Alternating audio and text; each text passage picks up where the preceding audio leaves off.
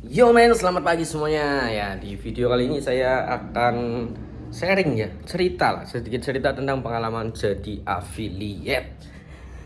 Nah, sudah beberapa bulan ini sih sebenarnya saya ngonten untuk affiliate di TikTok ya, di TikTok. Dan hasil alhamdulillah, tapi memang belum banyak. Banyak banget orang-orang yang suka pamer di TikTok kayak gitu ya, pamerkan penghasilan mereka sudah ratusan juta, puluhan juta, dan ujung-ujungnya buka kelas. Sebenarnya ngikutin kelas kayak gitu itu penting gak sih?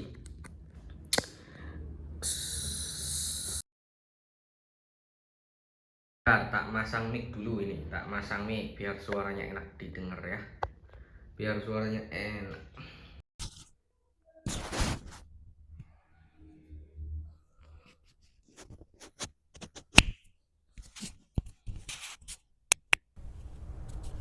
Nah, micnya sudah terpasang dengan rapi.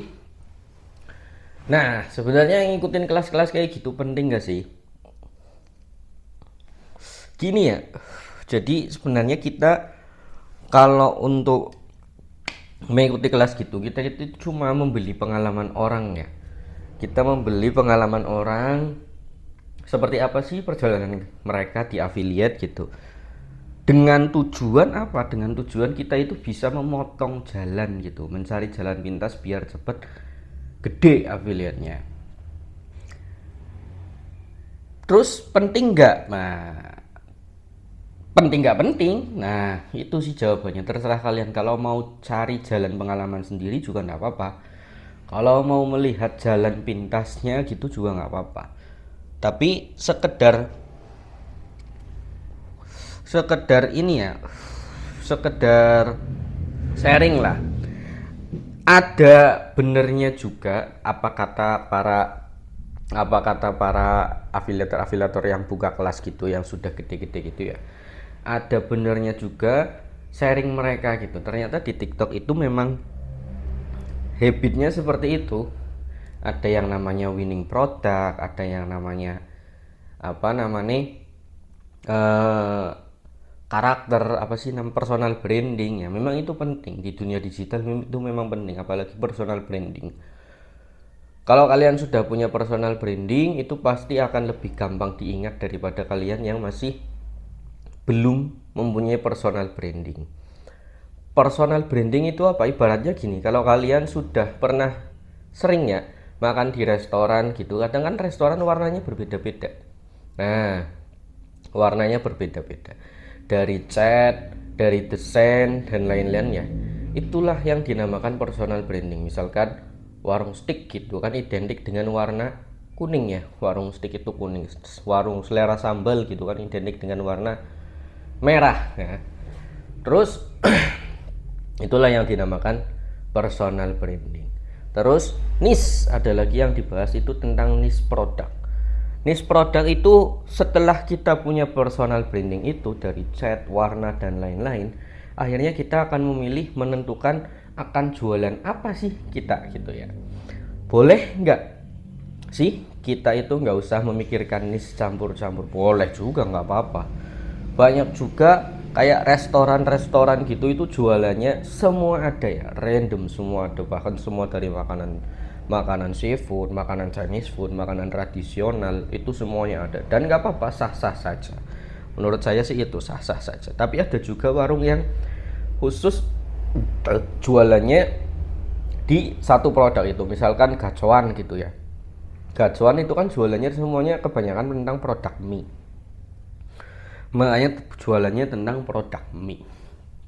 Nah gitu, dan laku keras serta apa namanya serta dan gampang, lebih gampang dikenal orang. Terus gimana mas pertanyaannya, kita harus membuat apa dulu nih? Memilih niche dulu atau membuat personal branding dulu? Jalankan dua-duanya kalau bisa. Jalankan dua-duanya kalau bisa. Terserah kalian. Kalau kalian bisa jalan dua-duanya, itu akan lebih bagus dan lebih gampang dikenal orang. Karena apa? Semakin banyak kalian jualan semuanya dan kalian membuat branding, personal branding kalian, itu akan lebih gampang di videonya menyebar sih. Kalau punya niche gimana Mas? Nah,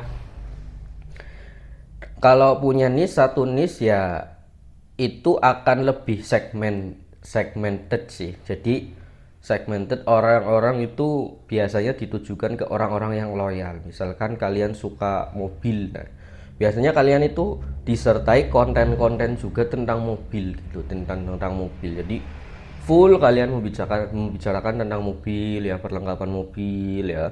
Nanti kalau sudah terbentuk komunitas itu, pecinta mobil itu, barulah kalian akan baru jualan gitu. Itulah bedanya personal branding dan niche ya. Menurut saya seperti itu berdasarkan pengalaman pribadi saya gitu. Nah, terus ada lagi yang dikenal dengan winning product. Berdasarkan pengalaman saya, winning product juga berpengaruh sih terhadap akun kita.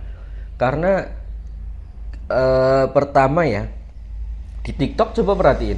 Kalau kalian pernah lihat sesuatu, ngeklik produk sesuatu dan membeli produk di TikTok sesuatu, biasanya itu akun-akun yang produknya sesuai dengan kita itu akan muncul terus gitu.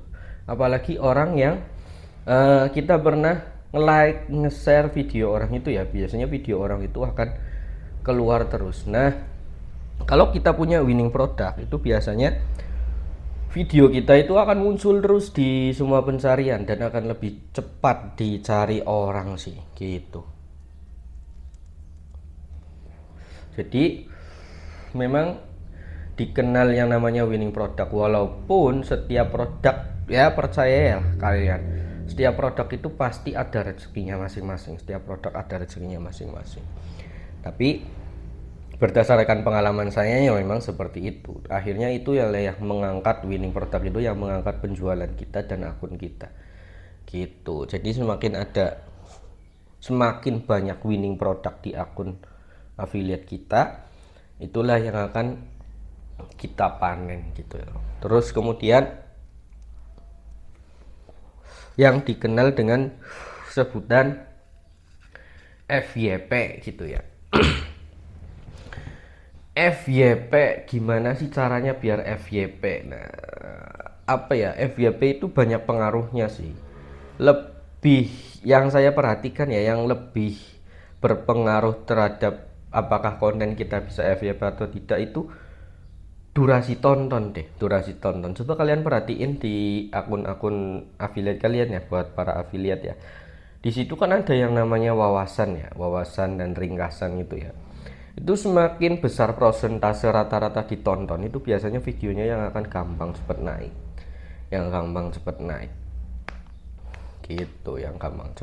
Nah, makanya kita buat video yang berkualitas itu adalah salah satu cara untuk orang itu betah menonton gitu.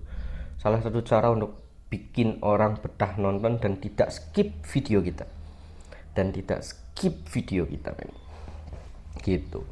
Jalan satu-satunya untuk FYP adalah menurut saya itu, semakin banyak durasi tontonnya itu bisa lebih gampang dan lebih cepat FYP. Nah, gitu guys.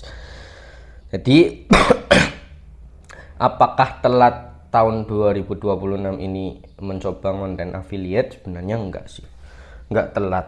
Enggak apa-apa. Toh gini loh, kalau misalkan nanti 5 tahun atau 10 tahun mendatang sudah ada sosial media baru ya, kalau kalian sudah dikenal di TikTok, itu nanti akan lebih gampang masuk ke sosial media selanjutnya, sosial media yang baru juga.